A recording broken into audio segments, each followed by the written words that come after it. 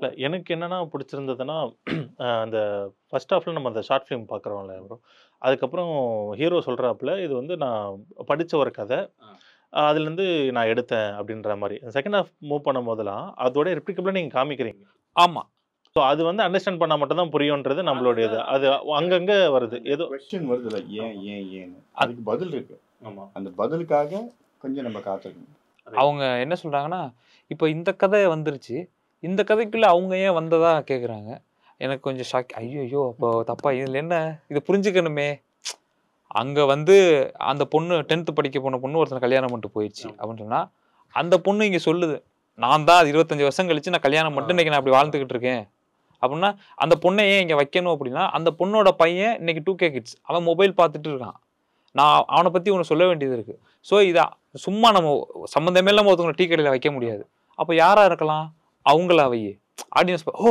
அவங்க தான் இவங்களா? அப்பலாம் பார்ப்பாங்கன்னு எதிர்பார்த்தேன். கொஞ்சம் பேர் தான் அப்படி பார்த்தாங்க. படத்துல வந்துட்டு இந்த ஃபேஸ் எங்கேயோ பார்த்துருக்கோமே அப்படின்ற மாரி இருந்தது வந்து அங்காடி தெரு மகேஷ். அவரு எப்படி உள்ள வந்தாரு? பிளஸ் ஏன் அவரு அதிகமா இந்த ப்ரமோஷன்ஸ் இதெல்லாம் வரல? டப்பிங் கூட அவர் பண்ணல. என்ன காரணம் தெரிஞ்சுக்கலாமா? மகேஷ் அண்ணன் வந்து ஷூட்லாம் நல்லபடியா முடிச்சு குடுத்துட்டாங்க. டப்பிங் வரும்பொழுது அண்ணனுக்கு ஆக்சிடென்ட் ஆயிருச்சு. கால் ஃபோட்டோ எடுத்து அனுப்புனாங்க எனக்கு. அறிவு தப்பா எடுத்துக்காதீங்க. எனக்கு கால் உடைஞ்சிருச்சுன்னு சொல்லிட்டு. சரிண்ணா ஒண்ணும் பிரச்சனை இல்ல. 1, 2 மந்த்ஸ் டைம் எடுத்துக்கங்க. அதுக்கப்புறம் நான் ஒரு கார் கூட அரேஞ்ச் பண்றேன். ஏன்னா okay. But N side pressure இருக்கு. நாம ஒரு பணம் போட்டு படம் எடுக்கிறோம் இல்லையா? நம்ம அப்படியே போட்டே இருக்க முடியாது. நெறைய ஆர்டிஸ்ட் நடிச்சுட்டு இந்த படம் நமக்கு பெருசா ஒரு ஹோப் குடுக்கும்னு வெயிட் பண்ணிக்கிட்டே இருக்காங்க. என்ட்ட கேட்டே இருக்காங்க. ஒரு பிரஷரா போயிட்டுல. 2, 3 மாசம் ஆச்சு, 4 மாசம் ஆச்சு. அப்புறம் ஃபோன் பண்ணா, "தம்பி அடுத்த மாசம் வச்சுக்கலாம்" அப்படின்னு சொல்லிட்டேன். அப்புறம் என் ஃபோன எடுக்கல. அப்புறம் அசிஸ்டண்ட்ட விட்டு பண்ண சொல்லுவோம். அப்போ குணா பண்ணுவாப்புல. அப்புறம் படத்துல நடிச்சவங்க. இது மாரி பண்ண ஃபர்ஸ்ட் டைம் மட்டும் எடுத்துட்டு அப்புறம் யார் ஃபோனுக்கும் ரிப்ளை பண்றதில்ல. ஏன்னு எனக்கு தெரியல. இப்போ வரையுமே எனக்கு அது ஏன்னு தெரியல. நான் என்ன நினைக்கிறேன்னா, மகேஷ் அண்ணன் சினிமாவ விரும்பலன்னு நான் நினைக்கிறேன். நான் தான் அவர விரும்பிட்டேன். மகேஷ் அண்ணன வச்சு எடுக்கலாம் அப்படின்னு. ஆனா அவரு சினிமாவ விரும்பல.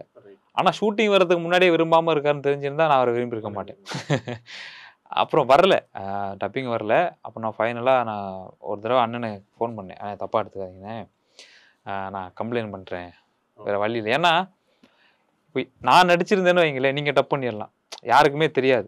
இப்போ கமல் சார் போய் ரஜினி சாருக்கு டப் பண்ண முடியுமா?